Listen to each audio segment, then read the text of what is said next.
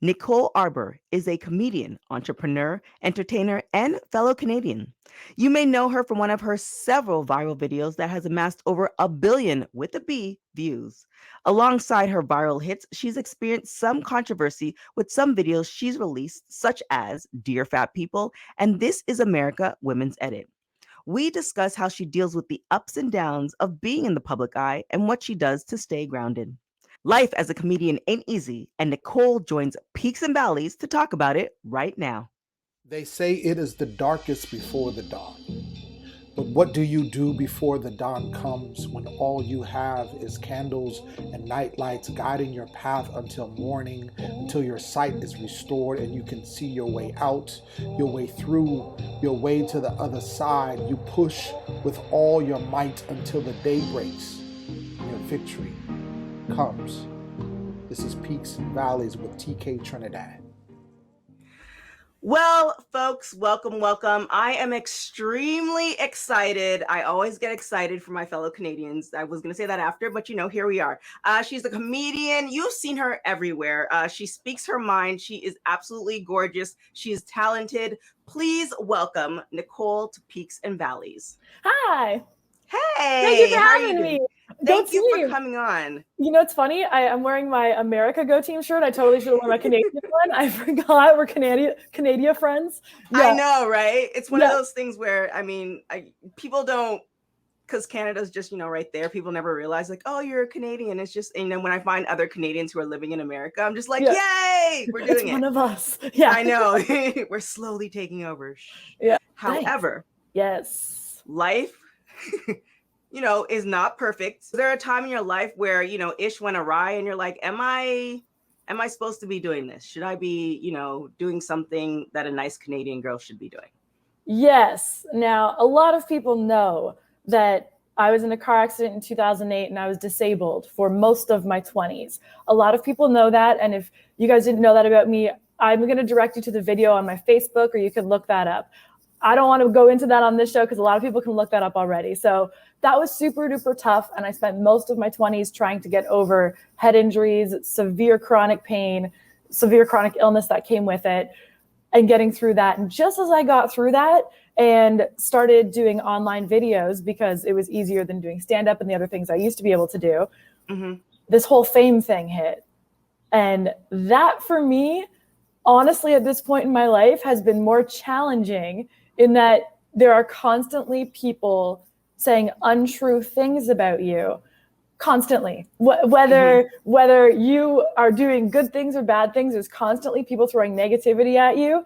Right. And that to me has been, I would say, the biggest challenge of the last few years of my life is figuring out who the heck I am within that as a comedian, as a woman, as, a Christian, and where I sit as a human being and how much of that hate I can take, deflect, all that kind of stuff. Honestly, that's been the hardest. And people will always go back to, your car accident, you were disabled. I'm like, but mentally I could understand that. I was like, these nerves, they're shot. This is hurt. I couldn't fathom, and I still have a hard time fathoming people who sit around making up stories about other people to try and hurt them. It's really freaking weird.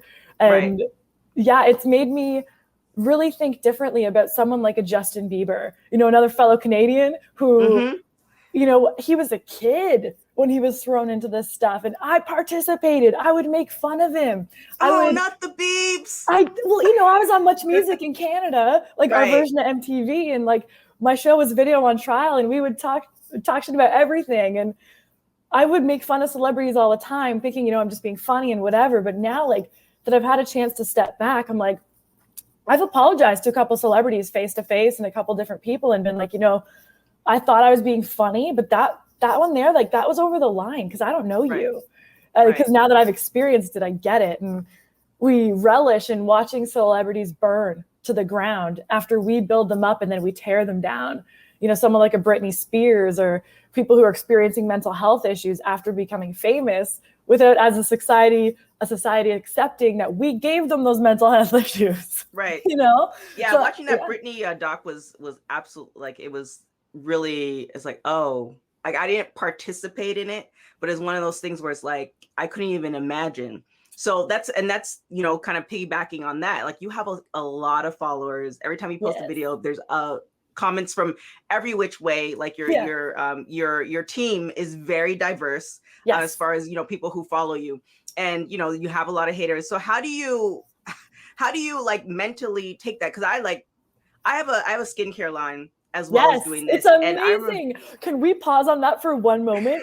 You sent me you sent me a few things, but specifically the candle, the massage candle. Yeah, the massage candle. I just put that in a room. I don't even have to light it, and the whole room smells amazing. I travel with it in my suitcase just so all my stuff smells amazing. It's so good. Yeah. Thank you. Well, I mean, we've been around for I think like 2 years now, and I got one person who was dissatisfied, and I was just like, and so I can't even imagine like having, and it's gonna come as you get bigger as a company, as a personality, whatever. So like, how do you like ingest that? Do you not read the comments? Do you just like shut them off? Like, what's your process? Great question. I'm still learning, number one. So I used to read way more of the comments and take a lot of it personally, and it never gets easier. I'll just be straight up. It never gets easier to hear negative things about you. For me, if someone doesn't like what I do, they don't think I'm funny, that's fine. Go find someone you think is funny. Right. But if someone is writing or saying untrue, nasty, horrible things about me, it freaking hurts, because I'm like, hey, that's not who I am as a human being. That sucks. What are you doing? So for me, I kind of just have this like armor that I like mentally put on, and I go, who am I? What is my mission? And then I bring it back to that. Like, in life, I want to make people laugh, cheer, and think. Those are my 3 things. Those are my go team things. Mm-hmm. Am I doing that? Did I do that with what I put out? Then I'm good. I'm solid. Everyone's allowed to comment whatever they want from their place. If someone's just spewing pure hate at me, I know that they're unhappy. They're not a happy person. When I say super disabled, but when I was in extreme chronic pain, I was an a-hole. Like, I would go online and troll people because it made me feel good for a second. So I get where they're at, because I've been there. But now when I see those comments, I go, they're unhappy. That's not awesome. And then I just make sure I put out something of value that I feel like I'm contributing to society as fast as possible. Like, when it hurts, I push through the pain and do something else I think is awesome. So now, with that being said, because I honestly, I don't know how you do it again. Because sometimes I'll see your videos and then I'll get down to like 5 or 6 comments. I'm like, I can't, this is a lot. And like, it's not even me. Yeah. So when you're putting out when you're creating these videos, because the videos that you do put out, depending on, which one, America's a little bit different than Canada. Like, what side you're on, or, where you're leaning or whatever, you can feel a certain way. Yeah. And there have been videos where I've seen them and I'm just like, ooh, I don't agree with that. But that doesn't, I'm like, okay, I'll move on. Like, that doesn't change the way I like, feel toward, you know what I'm saying? Not like, we know because you're reasonable. Like that, right.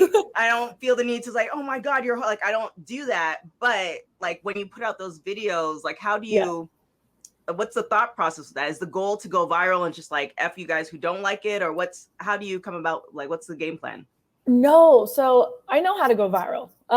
I lost count. It was at like 77 or more viral videos that I've had. And that's not a sport to me anymore. To me, it's what am I being the catalyst to? Am I making people discuss something that needs to be discussed? Am I creating something I'm proud of? Am I presenting an idea that hasn't been presented? I posted a video the other day of race training in an all-black office. That was funny. Thank you. You're gonna like another one coming for sure. But I was like, what would it be like to be the only white person in an office where they're doing like this woke race training? Like, what would that be? Let's just start thinking of things in other ways, because then maybe we'll start seeing how silly we're all being, and that we can poke fun at each other and it's okay, and like bring it back to that. So like, it's really about my intention at this point. I've been Oprah super sold at this point. I've gotten into a lot of the women that I aspire to be a lot more like, and it just gives me more of a breath before I do something. I'm like, what's my intention? Okay, cool. Maybe it's just to make people laugh. Maybe it's to make them think about something. Let's start a discussion in the comments. You don't have to agree with me. If you're just commenting that I'm ugly, I know that you're probably not the right person to be even on my team or like following me, but that I don't take personally, because whatever. So I hope I answered the question. I mean, Yeah, because at the end of the day, you're doing, I mean, this is America.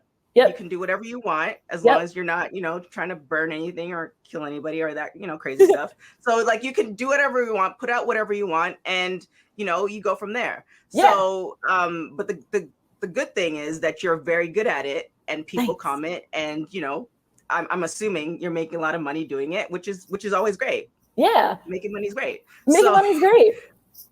Yeah, it is. Like money is impact, right? I know, right? So with that, what's the game plan like as far as projects down the line?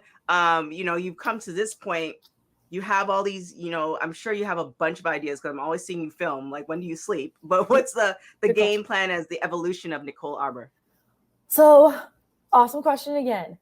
For like, there's immediate projects and then there's the long term. The long term is I would like to do kind of like a Tyler Perry meets an Oprah thing. I really admire both of them. And I love that he has messaging within all of his projects, but it can be absolutely hilarious. And I love that Oprah has had us look at things in different ways and reaches a different audience that way. If I could merge those two things of funny and messages, like, I feel like I won.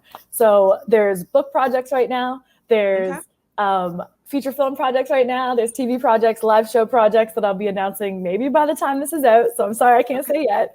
And then I'm getting involved in a lot of businesses. So I love being able to attach Go Team and myself to projects and brands and help grow them, because I do know how to go viral. I do know a lot on the social media marketing side, and I love helping other people, whether it be artists or entrepreneurs or brands, grow as well. And then, of course, there's the Go Team merch. Yeah. Boom. There. I know I have to get my Canadian one for sure. Oh, I will send you one. Yeah, totally. And there's just a lot of messaging on that stuff coming out, like karma is my bodyguard. And you might disagree with this, but it's cool. Like pro God, pro gun, protected, Go Team. And just, a lot of messaging in as many different ways as I could do it is the big goal. Now, last question before we get out of here. Actually, two more questions. Okay. So, you've gotten to this point, but you had to, as far as childhood, like, were you like raised in the church, or like, how do you, because sometimes people can't handle this amount of pressure. And I feel like before the pressure even comes, you have to be a certain type of person. So is that because of family, or how did you kind of be able to form that shield, that armor to deal with all this? So I was in the church since I was a little kid. I went to like the private Catholic schools my whole life, church every Sunday with my family. But then I kind of left the church for a big chunk of years, actually. And to actually start dealing with this stuff, I got back to the church to help me deal with my chronic pain. And it really, really helped. And then I felt like I just had this kind of armor around me from so many sermons. And I was listening to, like, I've said 3 to 4, but really I was listening to like 4 to 8 sermons a day sometimes for months at a time while I was getting all these crazy treatments on my back. And then I would listen to these, I'd be all amped up, and then I would go make these videos. They would go crazy viral. So many people would love it. So many people would hate me. And I'm like, I was just through real pain. This is not real pain. These are words on the internet. This is not, I was just having needles jabbed into my nerves. This is not a thing. But as time went on and it started to kind of hurt again, same thing. Like I can fall back to the church. And I feel like I'm more prepared now to stand up in that and say that, I can lean on God. And every Sunday I make time for it. Every day I start my day with a sermon. And if I don't, I'm not centered. I'm just not. And all these little pokes that come from the internet or from people saying nasty things or whatever it might be, they hit me a lot harder. And like my screensaver on my phone right now says, the Lord will fight for you. All you have to do is keep still. And it's Exodus 14:14. All these little reminders I have throughout the day, they just help me glide through and know my purpose and know, people have my back, whether I can see them or not. And nice. I think that was my answer. No. Yeah. I mean, you have to start somewhere. Like, I feel like, parents, your surroundings, all that contributes to how you deal with things later on in life, whether good or bad. So, shout out to your parents for, taking you to church every Sunday. And they told me I could do anything. They probably regret that now, but they didn't make me feel like I couldn't do something. My dad would take me to an audition or, a tryout for a team I was not qualified for. And he'd say, it's okay if you don't get it. And I'm like, no, I'm going to do it. And then he's like, okay, go do it, go get it. And then I would.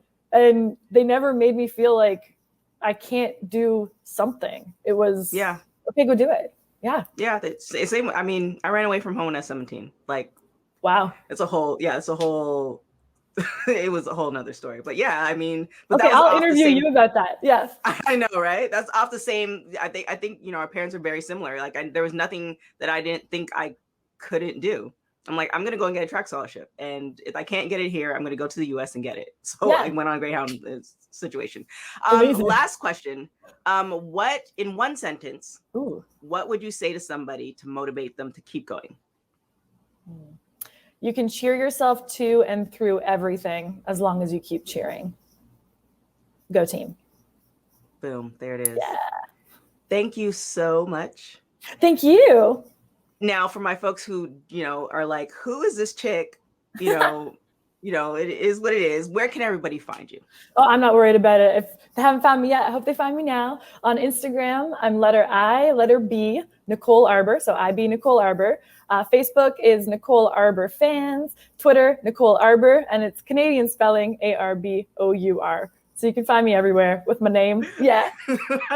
There it is. Thank you so much. Thank you for sharing your story. Yeah, thank you for having me. And we'll chat soon about your story. I would love to. Oh, anytime. Yeah. Thanks, guys. Nicole Arbour for Peaks and Valleys. Peaks and Valleys is produced by Josh Rodriguez and TKO Productions. Spoken word and voiceover is done by yours truly, Lem Gonzalez. Thank you for listening, and remember, after the darkness comes the dawn.